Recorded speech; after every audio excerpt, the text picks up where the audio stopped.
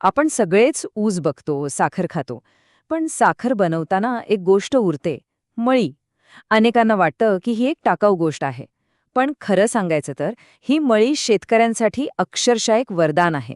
आज आपण हेच बघणार आहोत की ही टाकाऊ वाटणारी वस्तू आपल्या शेतीसाठी काळं सोनं कशी ठरू शकते. चला तर मग सुरुवात करूया. आजकाल शेती करताना सर्वात मोठा प्रश्न कोणता आहे? तर तो म्हणजे रासायनिक खतांचा वाढता खर्च. तो इतका वाढलाय की उत्पादन खर्च आणि नफा याचं गणितच बसत नाहीये. मग यावर उपाय काय? खरंच काही उपाय आहे का? हो, नक्कीच आहे. आणि सगळ्यात महत्त्वाचं म्हणजे तो उपाय आपल्याच जवळ अगदी कमी खर्चात उपलब्ध आहे. तर हा उपाय म्हणजे मळी. आता ही दिसते कशी? गडद, चिकट, द्रव. पण याच्या आत काय दडलंय माहितीये? याच्यात आहे भरपूर कार्बन, जो जमिनीतल्या जीवाणूंसाठी म्हणजे अक्षरशः जेवण आहे, त्यांची ऊर्जा आहे. इतकंच नाही तर पोटॅशियम आणि इतर छोटे छोटे पण महत्वाची अन्नद्रव्य सुद्धा आहेत. आणि म्हणूनच सूक्ष्म जीवाणू वाढवण्यासाठी मळीसारखं दुसरं उत्तम माध्यम नाही. आज आपण मळीचा वापर कसा करायचा हे 4 सोप्या टप्प्यांमध्ये समजून घेणार आहोत. सगळ्यात आधी आपण जमिनीचा पाया कसा मजबूत करायचा ते बघू. त्यानंतर पिकांना पोषणाचं इंधन कसं द्यायचं ते पाहू. तिसरं म्हणजे पिकांभोवती संरक्षणाची एक नैसर्गिक ढाल कशी उभी करायची. आणि शेवटी या सगळ्याचा सारांश बघूया, म्हणजे कमीत कमी खर्चात जास्तीत जास्त फायदा कसा मिळवायचा. कोणतीही इमारत पायावर उभी राहते, बरोबर? तसंच शेतीचा पाया म्हणजे आपली जमीन.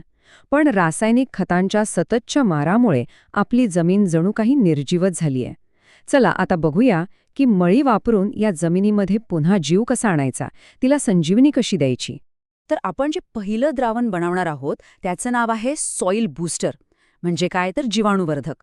याचं काम खूप सोपं पण जबरदस्त आहे. आपल्या जमिनीत खोट्यावधी चांगले जीवाणू आहेत, पण ते सुस्त आहेत, झोपलेले आहेत. हे द्रावण त्यांना फक्त जागं करण्याचं काम करतं. आणि एकदा का हे जीवाणू कामाला लागले की मग बघा जमीन कशी जिवंत होते. आणि हे बनवणं तर अगदी सोपं आहे. काय करायचं? फक्त मळी घ्या, त्यात थोडं ताजं ताक आणि पाणी टाका आणि हे मिश्रण 5 दिवस आंबू द्या. आता होतं काय की मळीमधली जी साखर आहे ना, ती ताकातल्या लॅक्टोबॅसिलस नावाच्या जीवाणूंना खायला मिळते आणि मग त्यांची संख्या इतकी प्रचंड वाढते की विचारू नका. हे जीवाणू जमिनीत गेल्यावर खरा चमत्कार करतात. हो, पण एक गोष्ट लक्षात ठेवा, ठिबक सिंचनामधून देणार असाल तर कापडानं गाळून घ्या, म्हणजे पाईप चोकअप होणार नाहीत. आणि मळीचा उपयोग फक्त इथेच थांबत नाही. तुम्ही कंपोस्ट खत बनवत असाल तर त्यावर मळीचं पाणी शिंपडा. जो कचरा कुजायला 3-4 महिने लागतात ना, तोच फक्त 1.5-2 महिन्यात तयार होतो, म्हणजे वेळ वाचला. आणि समजा तुम्ही अझोटोबॅक्टर किंवा पीएसबी सारखी जीवाणू खतं विकत आणता, तर ती थेट वापरण्याऐवजी आधी थोड्या मळीचा द्रावणात मिसळा. त्यांची संख्या 10 पटीने वाढते, म्हणजे कमी पैशात जास्त काम. ठीक आहे, तर जमिनीचा पाया आपण पक्का केला. आता पुढची पायरी, पिकांना जेवण देण्याची. जसं आपल्याला वाढीसाठी अन्न लागतं, गाडीला इंधन लागतं, तसंच पिकांनाही वेळेवर योग्य पोषण मिळायला हवं.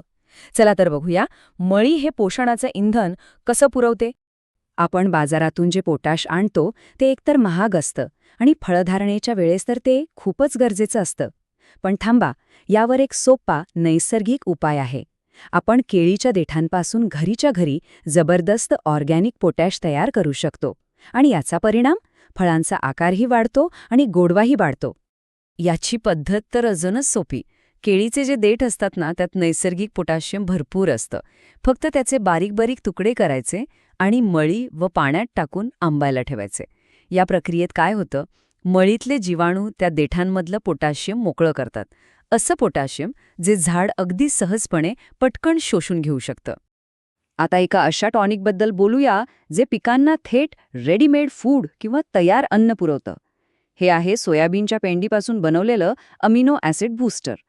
हे पिकांना इतकी झटपट ऊर्जा देतं की तुम्ही लगेच फरक बघू शकता.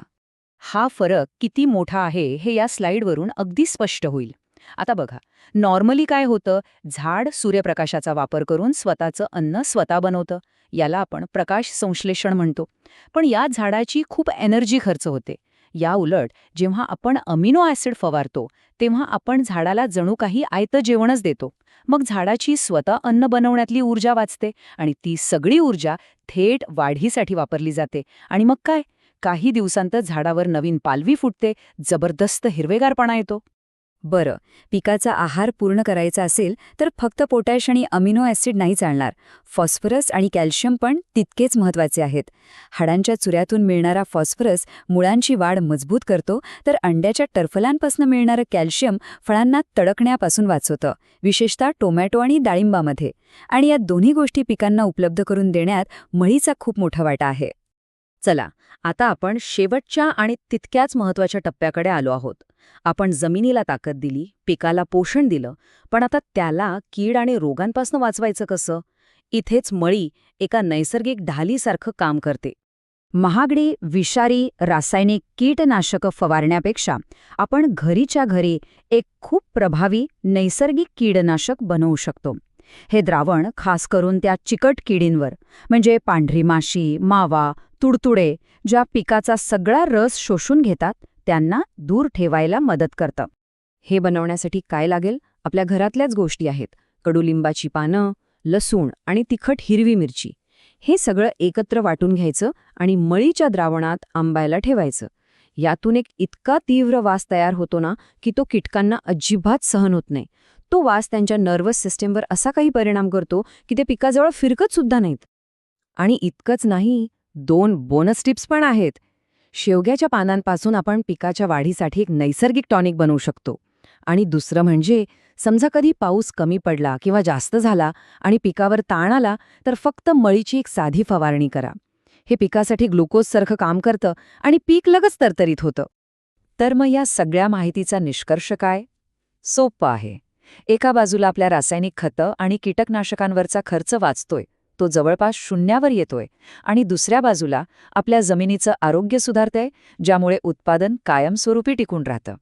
म्हणजेच कमी खर्चात जास्त आणि शाश्वत फायदा.